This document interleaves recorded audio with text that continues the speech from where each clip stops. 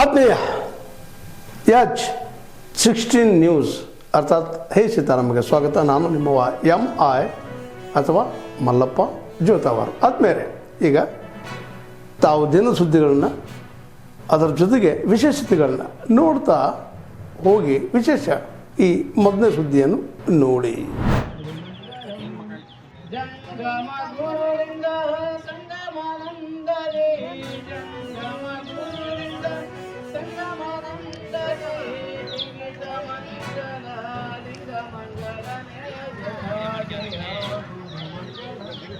ಯೋಗಿ ಕುಮಾರನೇ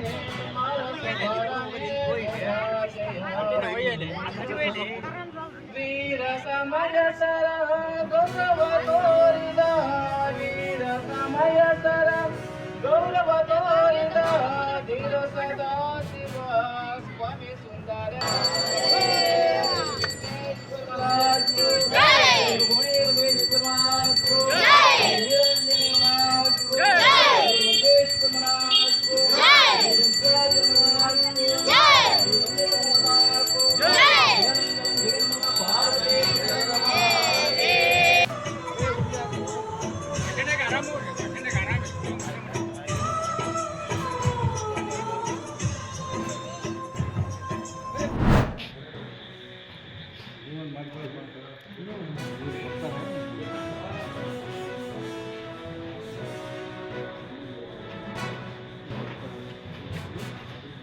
ಸರದು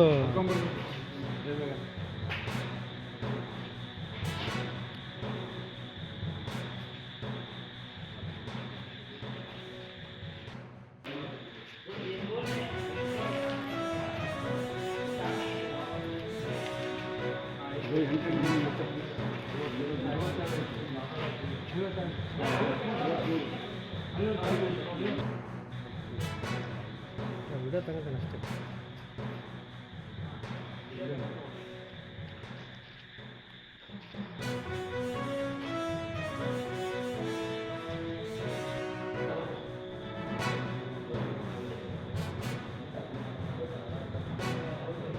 ನಾಳೆಯಿಂದ ದ್ವಿತೀಯ PUC ಪರೀಕ್ಷೆಗಳು ಶುರು ಆಗ್ತಾ ಇದೆ. ಸೊ ನಾಡಿನಾದ್ಯಂತ 28/2/26ರಿಂದ 17/3/26ರವರೆಗೆ ದ್ವಿತೀಯ PUC ಪರೀಕ್ಷೆಗಳು ಶುರು ಆಗ್ತಾ ಇದೆ. ಇದು ಮೊದಲನೇ ಪರೀಕ್ಷೆ ಆಗುತ್ತೆ ಈ ವರ್ಷದ್ದು. ಈ ಪರೀಕ್ಷೆಗಳು ನಮ್ಮ ಜಿಲ್ಲೆಯಲ್ಲಿ ಸುಮಾರು 26,954 ಮಕ್ಕಳು ಬರಿತಾ ಇದ್ದಾರೆ. ಈ ಪರೀಕ್ಷೆಗಳು ಬೆಳಗ್ಗೆ 10 ಗಂಟೆಯಿಂದ 1 ಗಂಟೆವರೆಗೂ ನಡೆಯುತ್ತೆ. ಯಾವುದೂ ನಮ್ಮಲ್ಲಿ ಸೂಕ್ಷ್ಮ ಕೇಂದ್ರ ಇಲ್ಲ. ಒಟ್ಟು 43 ಪರೀಕ್ಷಾ ಕೇಂದ್ರಗಳಿದ್ದಾವೆ. ಧಾರವಾಡದಲ್ಲಿ 16, ಹುಬ್ಬಳ್ಳಿಯಲ್ಲಿ 18, ಅಳ್ನಾವರದಲ್ಲಿ 1, ಕಲಘಟಗಿಯಲ್ಲಿ 2, ಕುಂದಗೋಳದಲ್ಲಿ 3, ನವಲಗುಂದಲ್ಲಿ 2 ಮತ್ತು ಅನ್ನಿಗೇರಿಯಲ್ಲಿ 1. ಎಲ್ಲ ತಯಾರಿಗಳನ್ನು ನಾವು ಮಾಡಿಕೊಂಡಿದ್ದೇವೆ. ಪ್ರತಿಯೊಂದು ಕೇಂದ್ರದಲ್ಲೂ ಕೂಡ ವೆಬ್ಕಾಸ್ಟಿಂಗ್ ವ್ಯವಸ್ಥೆ ಮಾಡಲಾಗಿದೆ ಮತ್ತು ಜಿಲ್ಲಾ ಪಂಚಾಯತ್ ಕಚೇರಿಯಿಂದ ಈ ವೆಬ್ಕಾಸ್ಟಿಂಗನ್ನು ನಾವು ವೀಕ್ಷಣೆ ಮಾಡಲಿಕ್ಕೆ ಅವಕಾಶ ಇರುತ್ತೆ.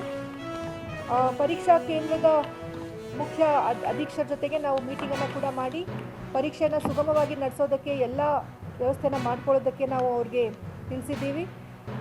ಪರೀಕ್ಷೆ ಕೇಂದ್ರದ ಸುತ್ತಮುತ್ತ ಇರುವಂತಹ ಏನು 200 ಮೀಟರ್ ಜಾಗ ಇದೆ ಅದನ್ನು ನಾವು ನಿಷೇಧಿತ ಪ್ರದೇಶ ಅಂತೂ ಗುರುತಿಸಿ ಅಲ್ಲಿ ಸೈಬರ್ ಸೆಂಟರ್, ಜೆರಾಕ್ಸ್ ಸೆಂಟರ್ಗಳೆಲ್ಲನೂ ಎಕ್ಸಾಮಿನೇಷನ್ ಮುಗಿಯೋವರೆಗೂ ಅದನ್ನು ಕ್ಲೋಸ್ ಮಾಡಲಿಕ್ಕೆ ನಾವು ತಿಳಿಸಿದ್ದೀವಿ. ಅದರ ಜೊತೆಗೆ ಎಲ್ಲ ಕಡೆ ಎಲ್ಲೆಲ್ಲಿ ನಾವು ಪರೀಕ್ಷಾ ಗೌಪ್ಯ ಸಾಮಗ್ರಿ ಇದೆ ಮತ್ತು ಎಲ್ಲಿ ಪರೀಕ್ಷಾ ಕೇಂದ್ರಗಳಿದೆ ಅಲ್ಲಿ ಸುತ್ತಮುತ್ತ ಕೂಡ ಕ್ಯಾಮ್ರಾಗಳನ್ನು ಅಳವಡಿಸಿದ್ದು ಅಲ್ಲಿದ್ದೇನು ಆಗು ಹೋಗುಗಳಿದೆ ಅದನ್ನು ನೋಡೋದಕ್ಕೆ ನಾವು ವೆಬ್ಕಾಸ್ಟಿಂಗನ್ನು ವ್ಯವಸ್ಥೆ ಮಾಡಿಕೊಳ್ಳಲಾಗಿದೆ. ಇದಲ್ಲದೆ ಪೊಲೀಸ್ ಬಂದೋಬಸ್ತ್ ಕೂಡ ಎಲ್ಲ ಮಾಡಲಾಗಿದೆ. ಎಲ್ಲ ರೀತಿಯಲ್ಲಿ ನಾವು ಸುಸಜ್ಜಿತರಾಗಿ ತಯಾರು ಮಾಡ್ಕೊಂಡಿದ್ದೀವಿ. ಯಾವುದೇ ರೀತಿಯಲ್ಲಿ ಪರೀಕ್ಷಾ ಕೇಂದ್ರದಲ್ಲಿ ವಿದ್ಯಾರ್ಥಿಗಳು ಈ ಸ್ಮಾರ್ಟ್ ಫೋನ್ ಆಗಿರ್ಬೋದು, smart devices, smart watches, smart cameras ಯಾವುದು ಅಳವಡಿಸಬಾರ್ದು ಅಂತ ನಾವು ಮಾಧ್ಯಮದ ಮೂಲಕ ಅವ್ರಿಗೆ ತಿಳಿಸೋದಕ್ಕೆ ಇಷ್ಟಪಡ್ತೀವಿ. ಅದಷ್ಟೇ ಅಲ್ಲದೆ ಇಲ್ಲಿ ಮುಂದೆ ಈ ಎಕ್ಸಾಮದ ರಿಸಲ್ಟ್ ಬಂದು 7ನೇ ಏಪ್ರಿಲ್ಗೆ ರಿಲೀಸ್ ಆಗೋ ಚಾನ್ಸಸ್ ಇದೆ, ಪ್ರಕಟ ಆಗುವಂತಹ ಸಂಭವ್ಯ ಇದೆ. ಅದರ ಜೊತೆಗೆ 2ನೇ ಪರೀಕ್ಷೆಯನ್ನು ದಿನಾಂಕ 25/4ರಿಂದ 9/5/2026ರವರೆಗೆ ನಡೆಸಲಿಕ್ಕೆ ಡಿಪಾರ್ಟ್ಮೆಂಟ್ ಮುಂದಾಗಿದೆ. ಅದರ ಜೊತೆಗೆ ಪರೀಕ್ಷಾ 3ಅನ್ನು 22/5ರಿಂದ ಮತ್ತೆ ಶುರು ಮಾಡೋದಕ್ಕೆ ಅವರು ಪ್ಲ್ಯಾನ್ ಮಾಡ್ಕೊಂಡಿದ್ದಾರೆ. ಸೊ ನಮ್ಮ ಮಾಧ್ಯಮ ಮಿತ್ರರ ಜೊತೆ ನಾನು ಮಕ್ಕಳಿಗೆ ಒಂದು ಸಂದೇಶ ಹೇಳಕ್ಕೆ ಇಷ್ಟಪಡ್ತೀನಿ. ಯಾವುದೇ ವಿದ್ಯಾರ್ಥಿ ಕೂಡ ಅವರ ತಯಾರಿ ಹೇಗೆ ಇರಲಿ, ಸಂತೋಷದಿಂದ ಬಂದು ಎಕ್ಸಾಮ್ ಬರೀಬೇಕು. ಪರೀಕ್ಷೆ ಬರೆಯೋದು, ಪರೀಕ್ಷೆಗೆ ತಯಾರಾಗೋದು ವಿದ್ಯಾರ್ಥಿಗಳ ಕೆಲಸ ಇರುತ್ತೆ. ಅದರ ರಿಸಲ್ಟ್ ಏನಿದೆ ಅದು ಮುಂದೆ ಬರುತ್ತೆ. ಅವರು ಯಾವುದಕ್ಕೂ ಹೆದರಬಾರ್ದು, ಸಂತೋಷದಿಂದ ಬಂದು ಎಕ್ಸಾಮ್ ಬರೀಬೇಕು. ಆ ನಿಟ್ಟಿನಲ್ಲಿ ಅವ್ರಿಗೆ ಒಂದು ಸುವ್ಯವಸ್ಥಿತ ಎಕ್ಸಾಮಿನೇಷನ್ ವಾತಾವರಣವನ್ನು ಕ್ರಿಯೇಟ್ ಮಾಡಲಿಕ್ಕೆ ನಾವು ಯತ್ನಿಸಿದ್ದೇವೆ. ಯಾವುದೇ ಅಂಜಿಕೆ ಇಲ್ಲದೆ ಒಂದು ಟ್ರಾನ್ಸ್ಪರೆಂಟ್ ರೀತಿಯಲ್ಲಿ, ಒಂದು ಎಥಿಕಲ್ ರೀತಿಯಲ್ಲಿ ನಮ್ಮ ವಿದ್ಯಾರ್ಥಿಗಳು ಬಂದು ಎಕ್ಸಾಮ್ಸನ್ನು ಬರೀಲಿ ಅಂತ ನಾನು ಕೋರ್ತಾ ಇದ್ದೀನಿ. ಮತ್ತು ಎಲ್ಲ ವಿದ್ಯಾರ್ಥಿಗಳಿಗೂ ನಾನು ಮಾಧ್ಯಮ ಮಿತ್ರರ ಮೂಲಕ ಒಂದು ಶುಭವಾಗಲಿ ಅಂತ ಕೋರೋಕ್ಕೆ ನಾನು ಇಷ್ಟಪಡ್ತೀನಿ.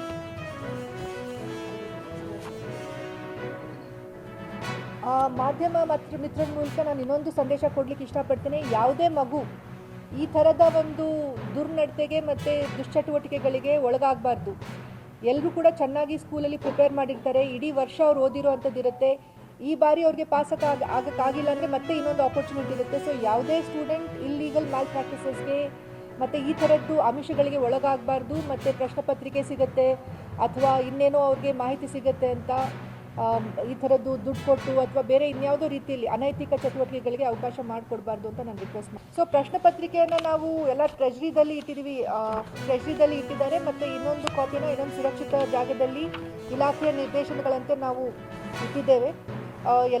ಎಲ್ಲಿ ಪ್ರಶ್ನೆ ಪತ್ರಿಕೆಗಳಿದೆ ಅಲ್ಲಿ ಎಲ್ಲ CCTV ವ್ಯವಸ್ಥೆ ಇದೆ. ಮತ್ತು ಅಲ್ಲಿಂದ ವೆಬ್ಕಾಸ್ಟಿಂಗನ್ನು ನಾವು ಜಿಲ್ಲಾ ಪಂಚಾಯತ್ ಕಚೇರಿಯಲ್ಲಿ ನೋಡಲಿಕ್ಕೆ ಅವಕಾಶ ಇದೆ.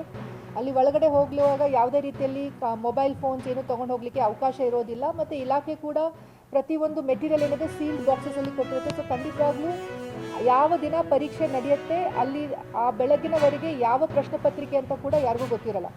ಸೊ ಅದಕ್ಕೆ ಯಾವುದೇ ರೀತಿಯ ಭಯ ಬೇಡ. ದೇರ್ ಇಸ್ ನೋ ಪ್ರಶ್ನೆ ಪತ್ರಿಕೆ ಸೋರಿಕೆ ಆಗಲಿಕ್ಕೆ.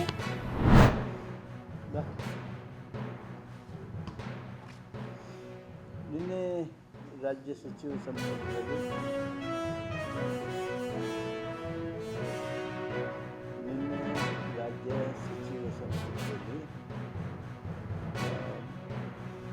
ಮೂವತ್ತು ದಿವಸದ ಒಳಗಾಗಿ 56,432 ಖಾಲಿ ಹುದ್ದೆಗಳನ್ನು ಭರ್ತಿ ಮಾಡೋದಕ್ಕೆ ಪ್ರಕ್ರಿಯೆಯನ್ನು ಪ್ರಾರಂಭಿಸಬೇಕು. 30 ದಿವಸದ ಒಳಗಾಗಿ ಪ್ರಕ್ರಿಯೆಯನ್ನು ಪ್ರಾರಂಭಿಸಬೇಕು. ಅಗತ್ಯವಿರತಕ್ಕಂಥ ಎಲ್ಲ ಕ್ರಮಗಳನ್ನು ತೆಗೆದುಕೊಂಡು ಬೇಗ ಉದ್ಯೋಗಾರ್ಥಿಗಳಿಗೆ ಉದ್ಯೋಗ ಸಿಗುವ ಹಾಗೆ ಮಾಡಬೇಕು ಅನ್ನುವ ಸೂಚನೆಯನ್ನು ಕ್ಯಾಬಿನೆಟ್ ಸಂಬಂಧಿಸಿದವರಿಗೆ ನೀಡಿದೆ. ಮೀಸಲಾತಿ ವಿಚಾರದಲ್ಲಿ 50ರಷ್ಟು ಮೀಸಲಾತಿಯನ್ನು ಏನು 2022 ಅದನ್ನು ಅದರಾಗಿ ತಕ್ಷಣ ರಿಕ್ರೂಟ್ಮೆಂಟ್ ಪ್ರೊಸೆಸ್ನಲ್ಲಿ ಅಳವಡಿಸುವ ಹಾಗೆ ಸೂಚನೆಯನ್ನು ನೀಡಿದ್ದೇವೆ. ಕುಂದ್ರಾ ವರದಿ ತಾವೆಲ್ಲ ಇಲ್ಲಿವರೆಗೆ ಸುದ್ದಿಗಳನ್ನು ನೋಡಿದಿರಿ, ಜೊತೆಗೆ ವಿಶೇಷ ಘಟನೆಗಳನ್ನು ಸಹ ನೋಡಿದಿರಿ. ಅದು ನಿಮಗೇನು ಅನ್ನಿಸ್ತು? ನಿಮಗೆ ಲೈಕ್ ಮಾಡಿರಿ, ಶೇರ್ ಮಾಡಿರಿ, ಕಾಮೆಂಟ್ ಮಾಡಿರಿ, ಜೊತೆಗೆ ಸಬ್ಸ್ಕ್ರೈಬ್ ನಿಲ್ಲಿಸ್ಬೇಡ್ರಿ.